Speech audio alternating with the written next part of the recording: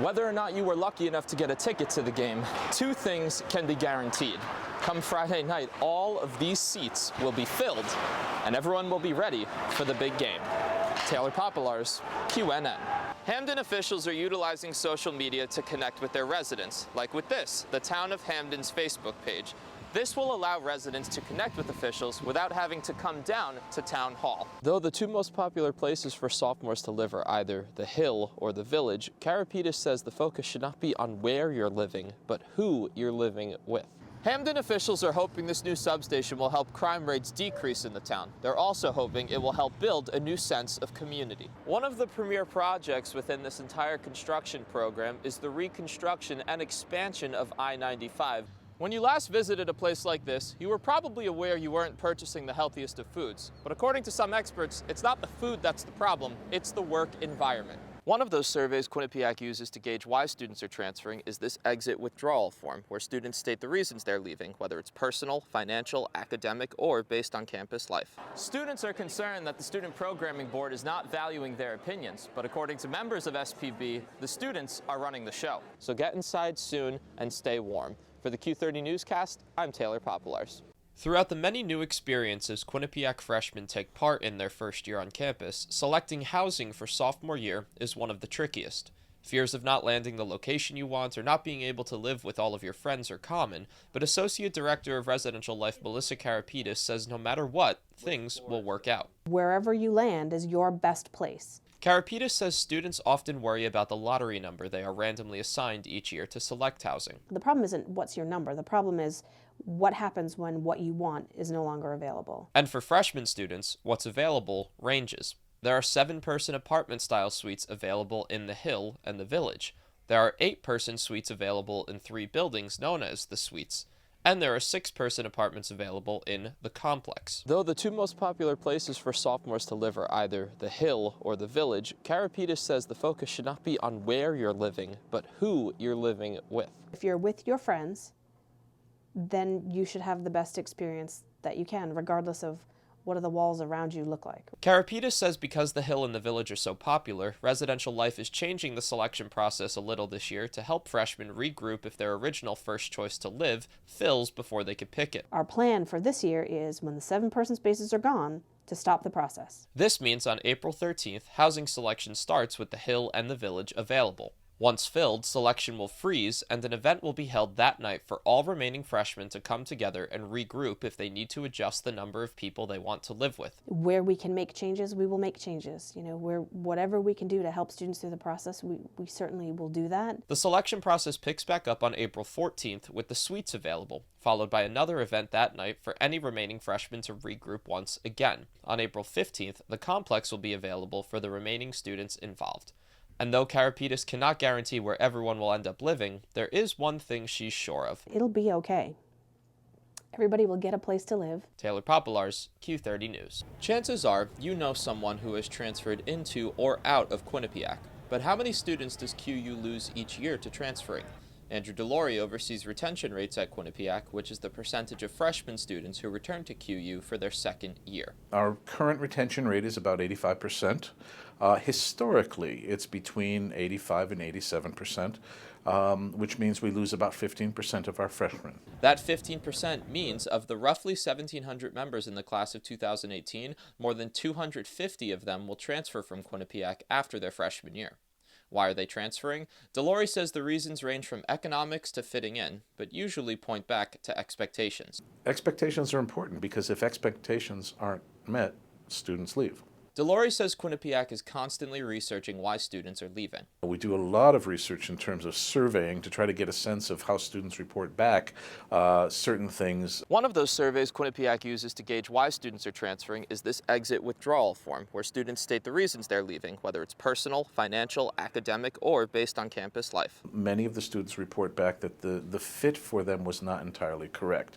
Sophomore Sean Valoroso transferred at the end of his freshman year from Quinnipiac. He says he enjoyed QU, but he left because he did not know what he wanted to pursue.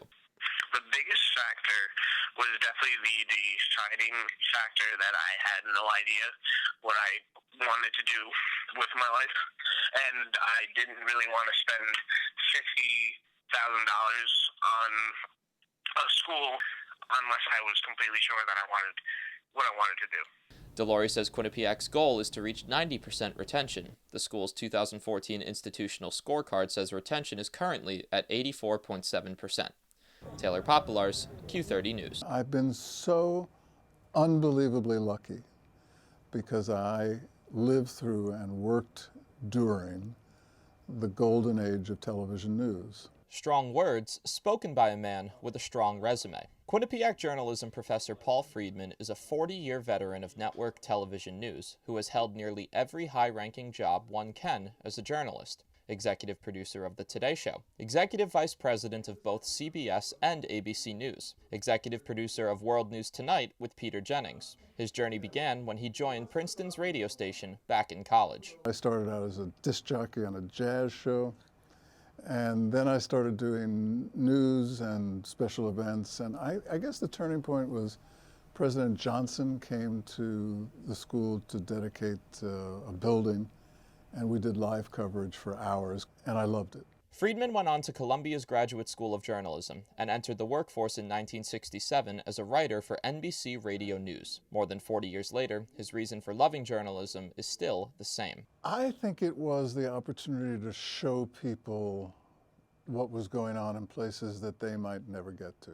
And Friedman certainly did that, showing audiences of 12 to 14 million viewers what was going on around the world each day. The Berlin Wall was pretty incredible, coming down, going to China and Russia and wars in the Middle East and riots in American cities and meeting every president since Johnson. But while talking to Friedman, it became clear this dog-loving father of four really believes in the historic power of journalism, something he tries to instill in his students and his daughter, who is a producer at ABC News. You can't have a viable democracy unless you have a public that's reasonably well informed. As a professor, Friedman conducts his classes with a sarcastic yet sophisticated style, aiming to help each student improve as a writer. By the end of the term, I see big improvement, and that's enormously satisfying, especially if you believe, as I do, that writing is the single most undervalued thing in the educational system and in journalism. But is Professor Friedman at all similar to producer Friedman? Well, I yell a lot, but I don't curse quite as much, but my standards are high, and I think in the final analysis, people appreciate high standards. High standards being something Friedman mentions a lot when talking about his career and his legacy. I am proud of the fact that I will leave behind a bunch of people who know what they're doing and who have high standards and who care about the truth. A family man, a professor, and a producer who has been following the same principles for more than 40 years. I don't think I ever stopped insisting on high standards and good performance from people, and I think they profit from that, and I think the audience profits from that. Taylor Popielarz, Q30 News. Good evening, Quinnipiac, and welcome to the Q30 Newscast. I'm Taylor Popielarz. And I'm Liv Dufo.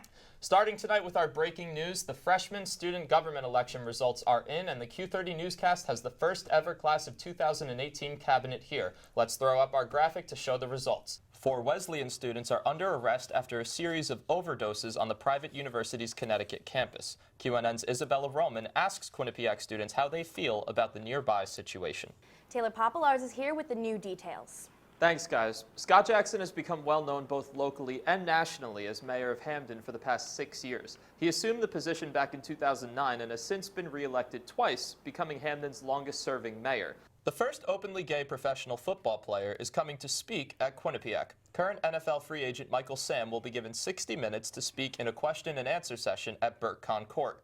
He will also talk about his journey on making it to the NFL. The event is scheduled for next Tuesday at 7 p.m. If you had the chance to define your legacy in life, kind of a deep question, but if you had the chance to define it, what would it be? We're all being informed, especially in America, that this virus is now spreading beyond West Africa. There's been, there are people being treated here in America. There's been one confirmed case in Spain. Should the world as a whole be worried about a growing outbreak? Yes and no. The Student Veteran Organization worked alongside the Student Government Association to bring Veterans Day events to Quinnipiac on November 11th. New this week, the Student Government Association has voted to split from the Student Programming Board. The split, which begins this fall, will eliminate the Vice President of Programming position and allow SPB to function as its own entity. SGA's Vice President of Programming says the split has been in the works for a long time and will offer a smoother system for both organizations. Anything else you'd like to add? Any closing thoughts? You ask tough questions. Well, that's all.